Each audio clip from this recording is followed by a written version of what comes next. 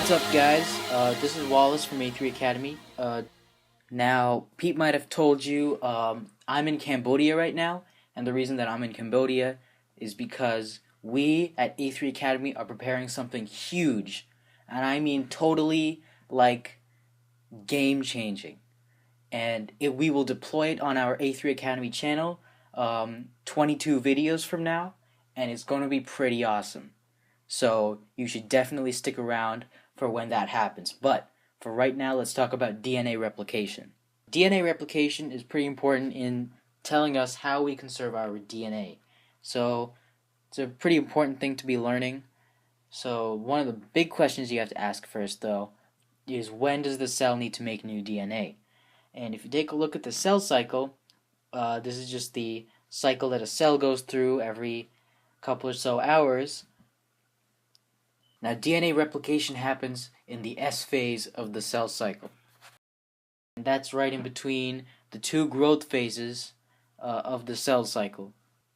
So the cell grows a little bit, replicates its DNA, grows a little more, and then undergoes mitosis. So that's where the synthesis comes in the cell cycle. But how does DNA replication actually work on the molecular level? Well, we first have to start out with a DNA molecule, and they usually look like this. They're very tightly coiled strands of DNA in a double helix structure, and it's really hard to separate these two DNA strands and create new DNA molecules out of it if it's so tightly wound up in a double helix. So we need this protein or an enzyme called DNA topoisomerase. We'll just call it TOP. And what DNA topoisomerase does is it turns the DNA that's all coiled up into a easier to manage ladder looking thing like this. And I've added the DNA nucleotides, the rungs of the ladder, to make it easier to understand how DNA replication works. So topoisomerase unwinds the helical structure of the DNA. And the first thing we need to do in order to really start replicating this DNA molecule is we need to wedge the two sides of the DNA, the two backbones of the DNA apart. And so that's why we have another molecule called DNA helicase. And DNA helicase literally just wedges apart the DNA like that. So it almost pretty much just unzips the DNA molecule into its two component strands. And it does this by literally breaking apart the hydrogen bonds that are between the nucleotides in the DNA. And the two DNA strands have a certain molecular form that means that each of them are one-sided. And so by that I mean that each side of the DNA backbone can be symbolized with a number. So on one side of the DNA strand is the 3' end, and the other end is the 5' end. But they run anti-parallel, which means that they're both running in opposite directions parallel to each other. And you can see that in the picture here, that the 5' and 3' ends are opposite on either side of the DNA. So the DNA helicase and the topoisomerase are actively unwinding and unzipping the DNA in this direction for the purposes of this explanation here. Now there are these little proteins that are on the separated strands of DNA called single-strand binding proteins, or SSBs, and they keep the DNA from annealing back together, or joining back together, so that the two strands will be separated and it'll be easier to replicate them. And the place where the helicase is actively unzipping the DNA is called the replication fork.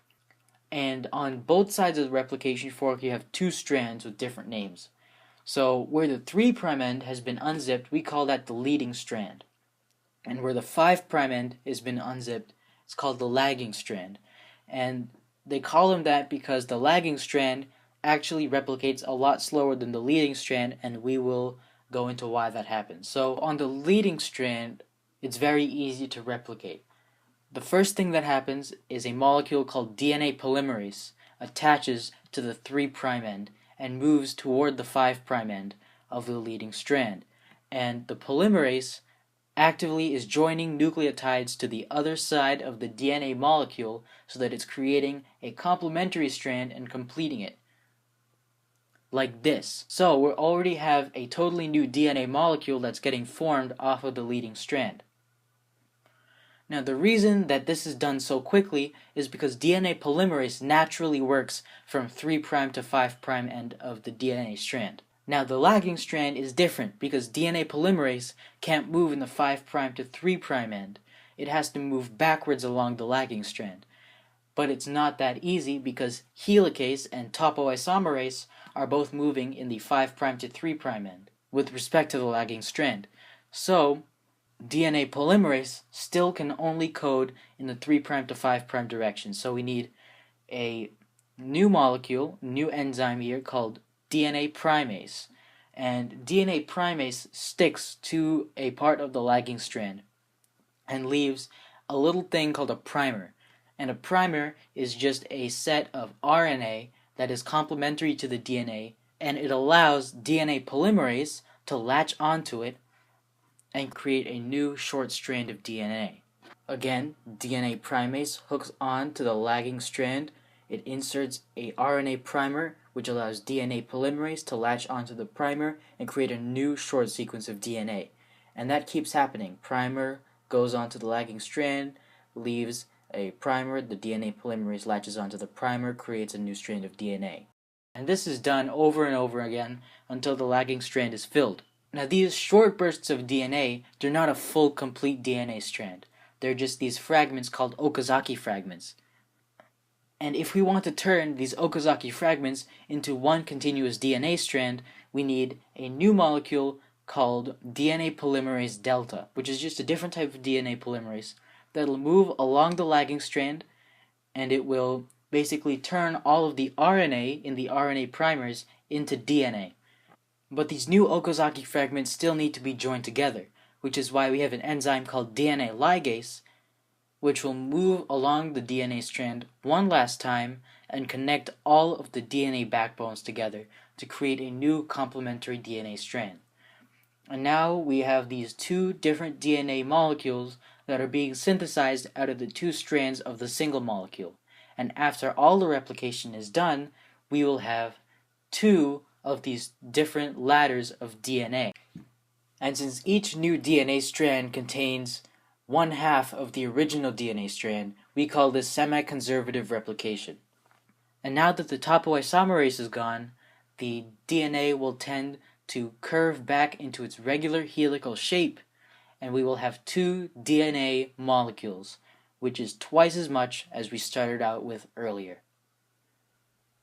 If you learned something from the podcast, like us up on Facebook or subscribe to our YouTube channel.